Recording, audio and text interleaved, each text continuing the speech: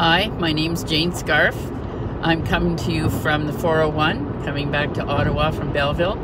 I made a couple of videos, little short videos with Officer Pete to show you how you exercise your rights under the Canadian Bill of Rights.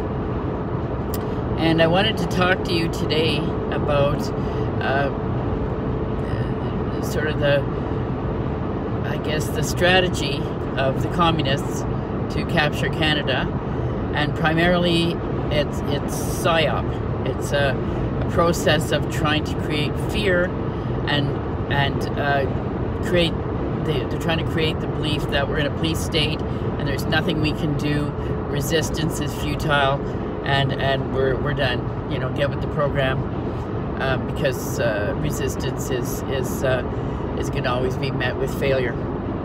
Well, that's not true, and we have a lot of victories to talk about and a lot more to come. We've broken the barrier, I believe, and that is seen in the fact that 44 out of 44 regional police in Ontario have refused to enforce the stay-home orders.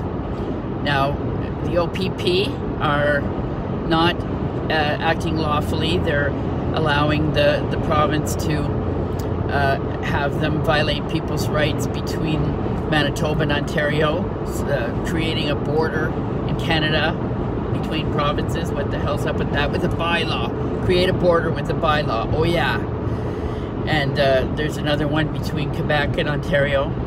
And a few journalists on Friday that I met had some really serious problems there with the Quebec police based on their bylaw. And you know, it's time. You know, it's time to show our cards, and more people are going forward in formal situations and demanding that the Canadian Bill of Rights be respected.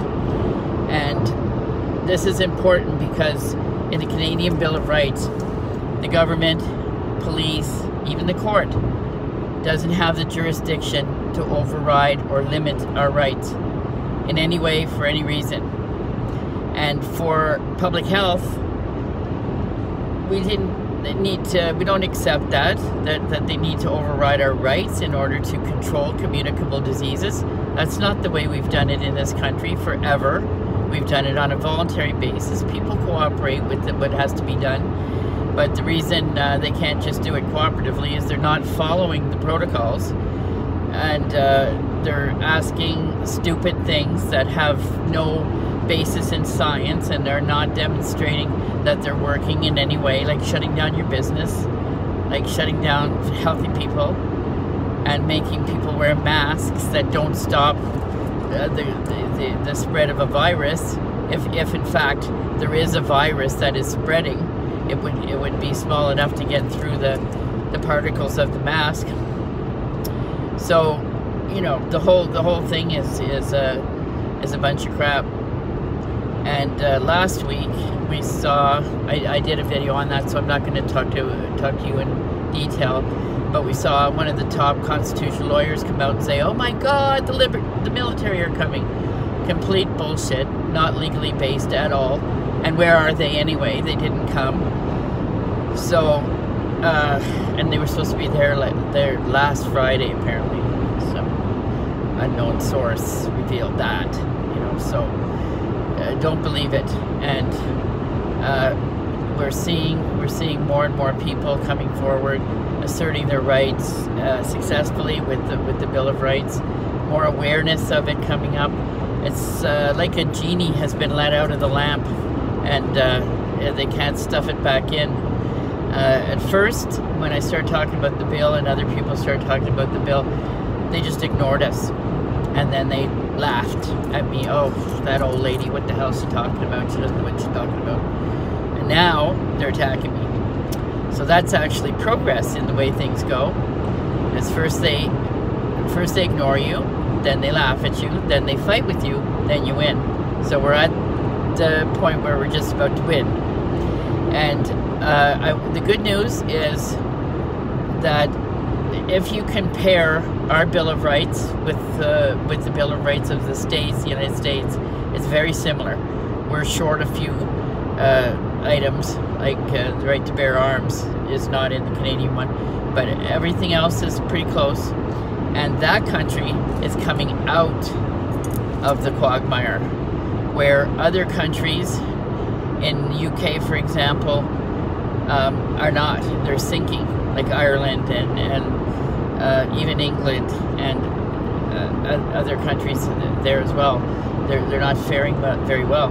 And the problem is that these countries have what I call a commie clause in their rights legislation. And what a commie clause is a clause that says the government can override your rights if they think they have a good enough reason, and then later you can take the matter to court, have a constitutional challenge, and then see if the court agrees with you that they didn't have a good enough reason to override your rights. Well, that's preposterous, and it doesn't give us any sort of protection whatsoever under the current situation, because our country's being captured, and we don't have time, resources, and whatever to be initiating a constitutional challenge.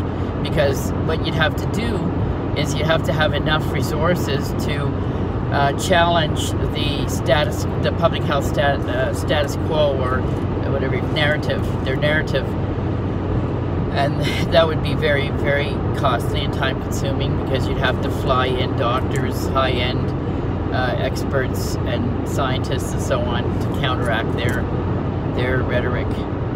So that's not going to cut it. And it's much better with the Canadian Bill of Rights.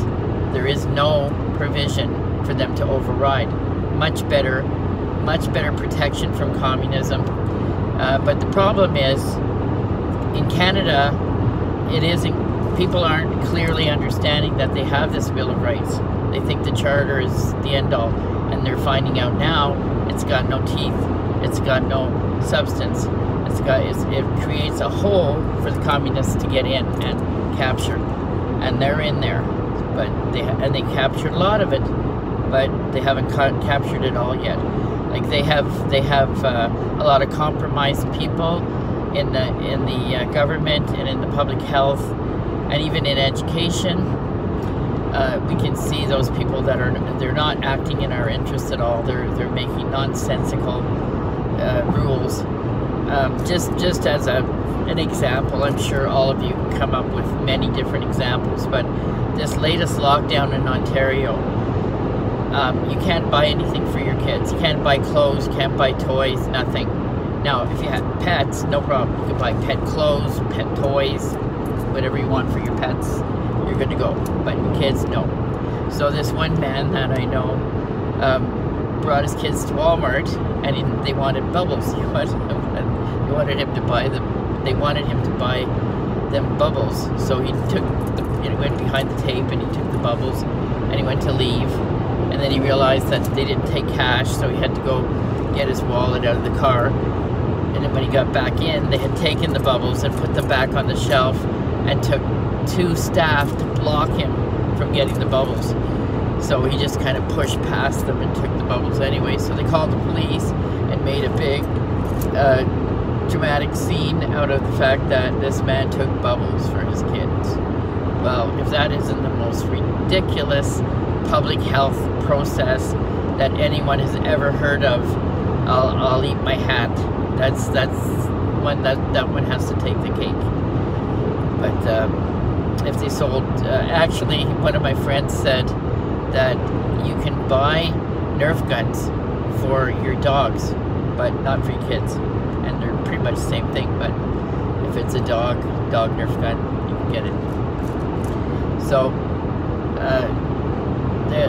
they're losing it. Like their policies are ridiculous. There's no science, and they thought they had the Charter to bring it home, like to bring their action home, but they don't have that either, because the Bill of Rights is going to knock it out of the park. And the currently, just very recently now, they're starting to say, Jane Scarf doesn't know what she's talking about, and the Bill of Rights is obsolete, and it's only a bill, it was never passed into law. It's only for the federal government, so it doesn't apply to everything that's going on here. And all of that is absolutely wrong. It was passed fully, and it had all the voting sessions and the royal assent, all that, in 1960. And it does apply to what's happening now, because it applies because the federal government regulates police and bylaw, and the Canadian Bill of Rights applies to everything that's federally legislated. So police and bylaw have to adhere to the conditions. So that's a big advantage. They can give tickets, I would imagine, as long as they're not interfering, as long as you can still do whatever it is you're trying to do, like you run your church or your business or whatever, if they want to give you tickets, and those tickets are fightable.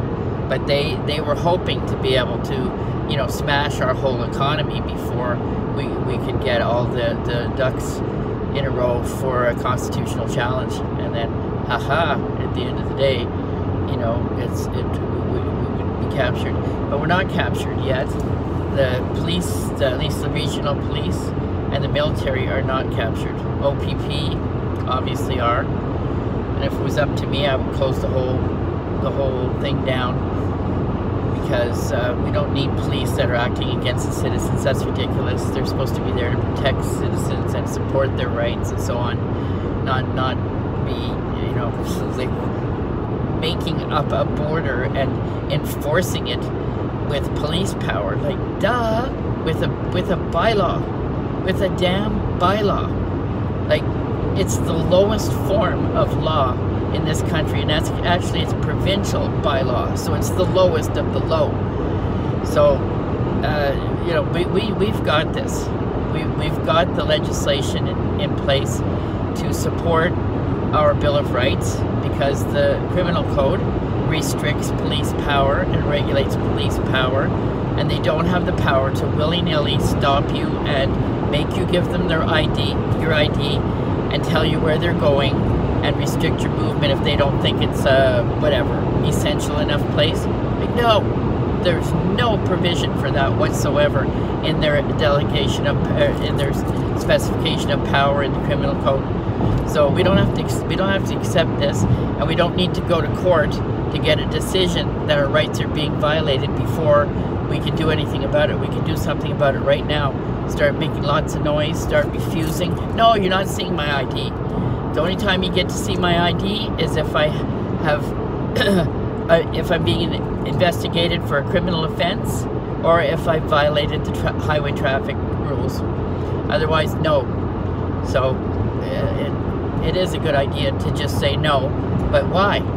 No, because it violates my rights specified in the Canadian Bill of Rights. We have the right to life, liberty, you know, movement around, and security of person, and enjoyment of property, and not to be deprived thereof except by due process of law.